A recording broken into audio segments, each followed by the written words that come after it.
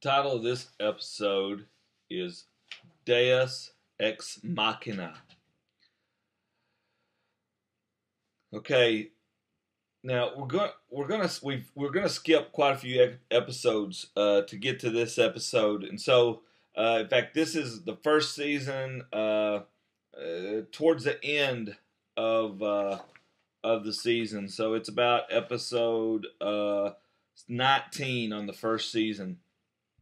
So I want to go down and look at a few of the key characters that we have in the show. Here we have Charlie Pace. As you know, he's a survivor from the midsection of the Oceanic Flight 815. Before the crash, he was a bass player for the rock band Drive Shaft. He's a heroin addict, and Locke is helping him kick the habit. He also has a little relationship going on with Claire, who's a friend with. We also have Saeed. He's a former Iraqi Republican Guard. Remember the Iraqi Republican Guard? He was also a torturer for them. He tortured people to get information. He is a good leader, and he seems pretty conservative. He spent much of his life searching for his love, Nadia, and is trying to atone for his past. We have Sawyer. Sawyer is also known as James Ford. His alias is really Sawyer. He's kind of a con man. He's very selfish, very macho. He often gives everyone nicknames, but you also know he's kind of got a tender side, and he likes to read. He's always reading. And pay attention to the books he's reading and the books that are always being read or in the bookshelves at Lost. We have Claire. She's a single mother. She will give birth on the island. In fact, Kate helps her give birth. She flew to Los Angeles because a psychic coaxed her to give her unborn child up for adoption. Her and Charlie have a little relationship. When she gives birth to her son, the name of her son is Aaron. Let's see here. We also have Hurley, also known as Hugo Reyes. He was in the midsection of the crash. Hurley's father disappeared when he was 10 and did not return until Hurley was 27. During his father's absence, Hurley developed an eating disorder, and later a traumatic accident landed him in a mental asylum where he started seeing an imaginary person. He has been overly conscious about his sanity since. While employed at Mr. Cluck's, Hurley won the lottery by playing the numbers 4, 8, 15, 16, 23, 42. They were given to him by Lenny, who was in the mental asylum. Because of a series of unfortunate incidents following his win, he believed himself to be plagued with bad luck because of the numbers and searched for an answer to the curse. On the island, Hurley is typically happy-go-lucky and kept the spirits of his fellow survivors up. He is the voice of reason in the group and used common sense to solve difficult situations. He made a golf course one episode. We also have Kate here, who is a fugitive on the run. Sun and Jen are married. Jen knows no English. Jen initially isolated himself from Sun and the other survivors, and when he found out that she actually knew English, he felt betrayed and briefly left her. Later, he learned English himself and involved himself in more group activities. Sun, although she pretended to speak only Korean for a while on the island, she was helpful, caring, sociable, and occasionally brave with survivors. Eventually, she formed some relationship with Kate and Hurley. She also has a garden going. Before the crash, Sun and Jin's marriage suffered because Jin oppressed her and they couldn't conceive. She strayed from and almost left her husband at one point. On the island, the couple isolated themselves until Sun revealed that she had spoken English. Shocking her husband, he shunned her, but they later reconciled. And we have Michael and Walt. Michael was a former construction worker and a painter of one of the midsection survivors. Before the crash, Michael lost custody of son Walt to his girlfriend Susan Lloyd.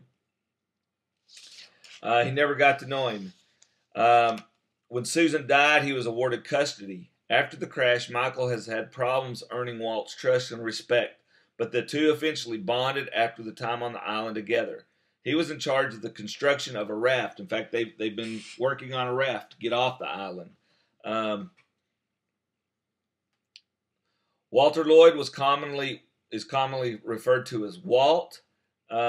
He's the son of Michael. People have noticed something special about Walt throughout his life, and he seems to have psychic powers of some sort. Walt was separated from his father as a baby and spent his early childhood living with his mother and stepfather. After the death of his mother, when he was 10 years old, Michael became Walt's guardian. On the island, Walt has trouble getting along with Michael, even burning down his father's first attempt at building a raft to get off the island. But they eventually bonded during their time on the island. Walt later left the island on the raft with Michael, Jin, and Sawyer to search for rescue. And that'll happen a little later in the series. Okay. Previously, we find that Locke and Boone off together have found what's called the hatch. We've also found out that there are some other people on the island. In fact, they're referred to as the others, and they've actually filtered into the group and sent a spy into the group. You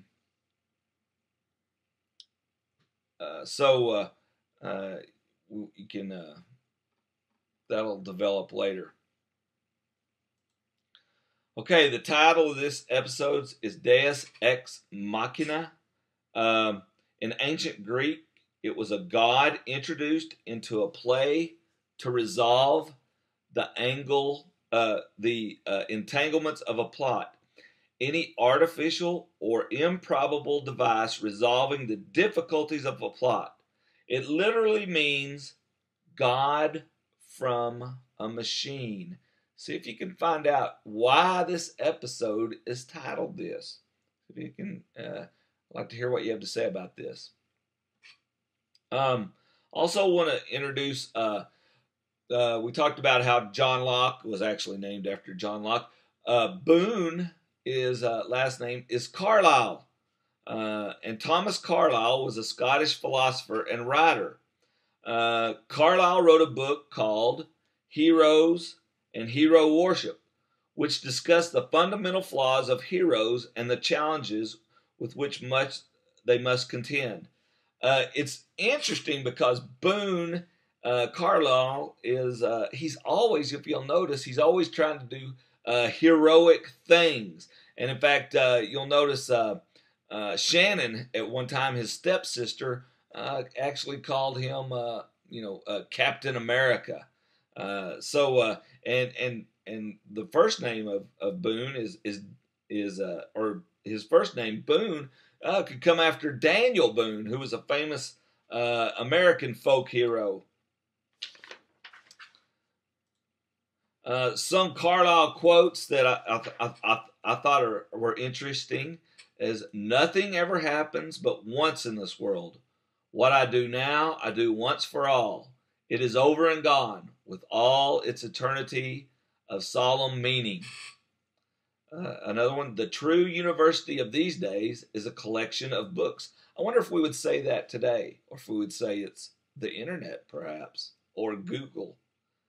3, "The man without a purpose is like a ship without a rudder, a waif, a nothing, a no man. Have a purpose in life, and having it, throw such strength and mind and muscle into your work as God has given you. So, I hope you enjoy this episode of Lost. I think it's one of the more exciting episodes, and I know you'll want to know at the end. It'll just pique your interest for more. So, have fun. Get lost.